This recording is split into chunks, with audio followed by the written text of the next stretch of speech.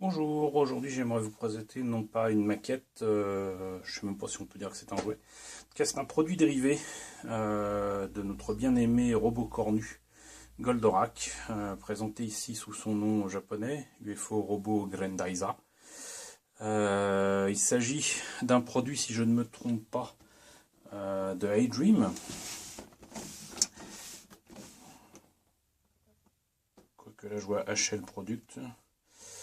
Mais il me semble que c'est les mêmes. Et, euh,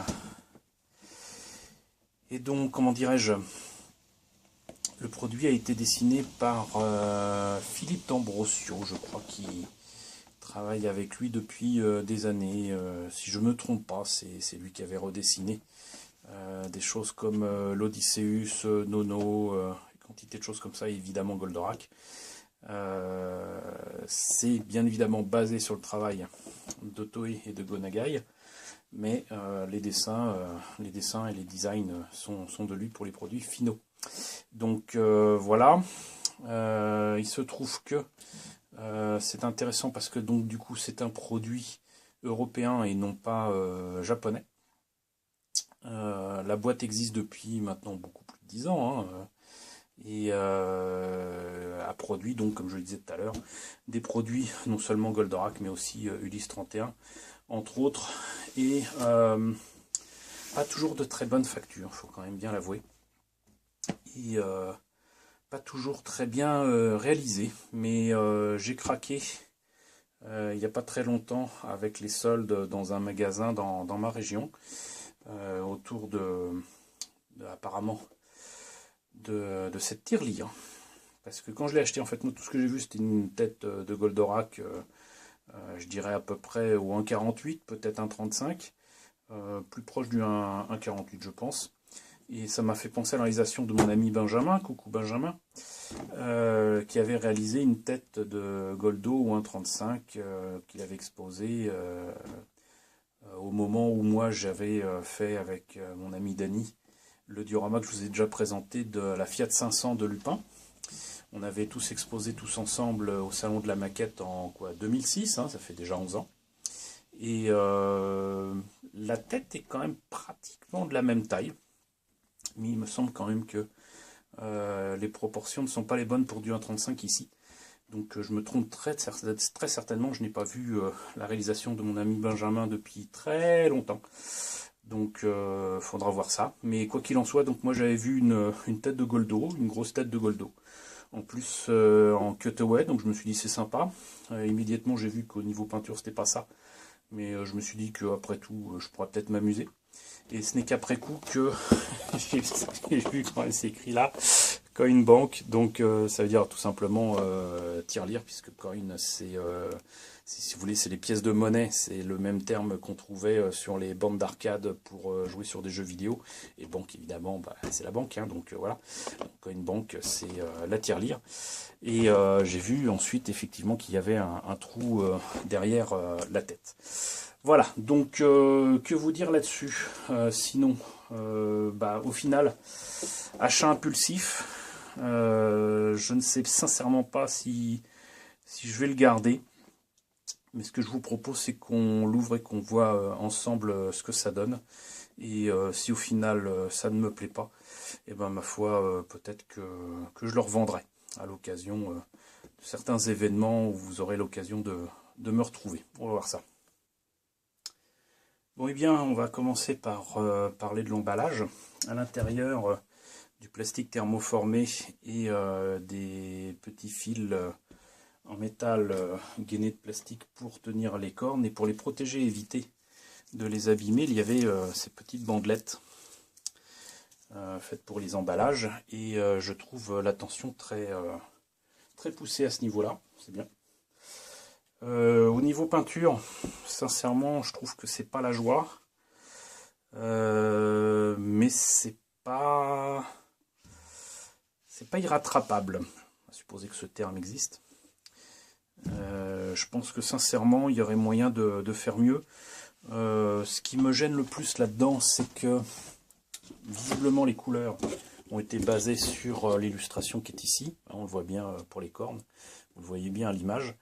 En fait, la couleur a été faite exactement sur ces bases-là, c'est-à-dire que le jaune ici est jaune poussin, le jaune ici est un peu plus rouge, un peu plus orange, et voilà, alors que bon, les cornes a priori sont dorées, mais il est vrai que je me base sur mes souvenirs des jouets des années 70-80, et que c'est pas forcément l'avis de tout le monde. En fait, le problème avec ces produits dérivés là, c'est que quand c'est tiré de dessins animés, il y a souvent des versions pro dessins animés, donc où la couleur va être tout simplement celle qu'on voit dans le dessin animé. Je pense immédiatement à un autre produit, je crois qu'ils ont sorti il n'y a pas très longtemps, qui était un grand condor des cités d'or articulé.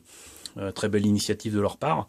Le souci, c'est que au lieu d'être doré, hein, on imagine bien que le grand condor en or s'y fait rêver nos amis espagnols, compagnons d'aventure de Tao, Zia et Esteban.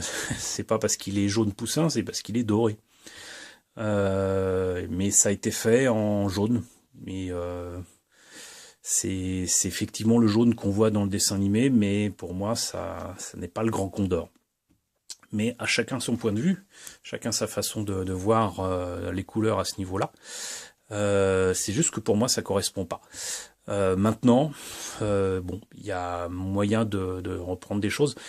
Comme vous voyez, de toute façon, dans cette logique-là, ça aurait très bien pu être aussi en bleu et en gris, comme sur le dessin pour le bas de la tête et le menton de Goldo, mais ça a clairement été fait en argent, en aluminium, donc c'est entre deux.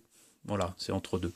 Mais c'est exactement le même problème qu'on rencontre avec les jouets de Senseiya, où les armures sont en chromé ou en métal en tout cas, pour la plupart des jouets, et puis pour certains jouets, Seiya était en blanc et non pas en argent, comme il l'est dans d'autres jouets de Bandai. Donc ça varie, ça varie. Maintenant le truc c'est que de toute façon c'est une tirelire, donc il manque des trucs ici, mais rien d'irrattrapable encore une fois, pour j'allais dire réparer, c'est pas une erreur puisque c'est une tirelire, réparer ce truc là. Le truc aussi c'est que je vais pas réussir à vous le démontrer, mais c'est du plastique mou, que ce soit la base ou la tête, c'est-à-dire que c'est pas en plusieurs parties, c'est en un seul bloc, ce qui en termes d'ingénierie est quand même assez impressionnant. Mais moi je le vois que c'est fait en un seul bloc d'une matière un peu molle. Et c'est pas bouteille plastique comme je le dis souvent, mais c'est pas proche non plus, mais c'est pas du dur. Ce qui fait que certains trucs moulés sont pas réguliers. Là par exemple c'est supposé être des poutres métalliques ou quoi. Bah il y a les détails, mais c'est pas droit. Je sais pas si vous le voyez bien là, c'est pas droit. Et les détails de la tête, bah, c'est pas ça non plus. C'est-à-dire que il y a des détails, mais on a l'impression que c'est noyé dans la masse, tout simplement parce que bah, c'est noyé dans la masse. Voilà. Donc je sais pas si je suis très clair à ce niveau-là. C'est pas une déception, c'est juste que ça aurait pu être mieux, et que la fonction tirelire, moi je la trouve pas terrible. Donc voilà. Et puis bon, il y a la partie bouche et les yeux là, qui fatalement ne sont pas en transparent, puisqu'encore une fois c'est d'une seule pièce, et donc c'est peint. Voilà. Donc je trouve pas d'ailleurs la peinture géniale. Ça déborde un petit peu partout. Ici, là, vraiment, ça déborde un petit peu partout, mais je sais d'expérience que peindre tout ça avec des pochoirs, surtout que c'est certainement fait de manière industrielle, c'est pas évident. Le prix de ce truc-là, alors je le sais plus, mais bon, je l'ai pas acheté bien cher. Ça devait pas être plus de 20 ou 30 euros dans les boutiques. Mais est-ce que ça les vaut? Je peux pas vous dire. Je peux pas vous dire parce que ça dépend de ce que vous cherchez en produit Goldorak. Là encore une fois, moi c'était un achat impulsif parce que c'était les soldes, c'était pas très cher. Et je me suis dit, allez tiens, on va le prendre, ça peut être marrant. Donc voilà. Donc si vous le trouvez pas trop cher, moi sincèrement je pense que ça peut être un supplément sympathique à votre collection d'objets Goldorak. Maintenant c'est du plastique, c'est une tirelire. La peinture est pas super jolie. Est-ce que ça fait bien sur un bureau ou dans votre salon? Moi je pense que sincèrement ça peut le faire, hein. Les proportions sont bonnes. Moi j'aurais tendance à le repeindre et peut-être modifier certains détails, mais ce n'est que moi. Donc au final je suis pas plus avancé parce que je ne sais pas si je vais le garder et le modifier ou le revendre à qui le veut. Mais je pense que de toute façon, si vous intéresse, vous le trouverez en boutique relativement facilement. Voilà, donc c'était la tête de Goldorak de grande taille de chez AHL Products, donc un produit européen sous licence japonaise, un produit tout ce qu'il y a de plus officiel. J'espère que cette présentation, pour mitiger qu'elle soit, vous aura intéressé. N'hésitez pas à me dire ce que vous en pensez dans la section commentaires. N'hésitez pas à liker, n'hésitez pas à partager. C'est très important de partager parce que c'est comme ça que je fais connaître la chaîne et que vous pourrez indiquer que vous appréciez ce que je fais. Donc n'hésitez pas à partager. N'hésitez pas à vous abonner si ce n'est pas déjà le cas et je vous retrouve très bientôt pour la présentation de nouveaux produits Goldorak.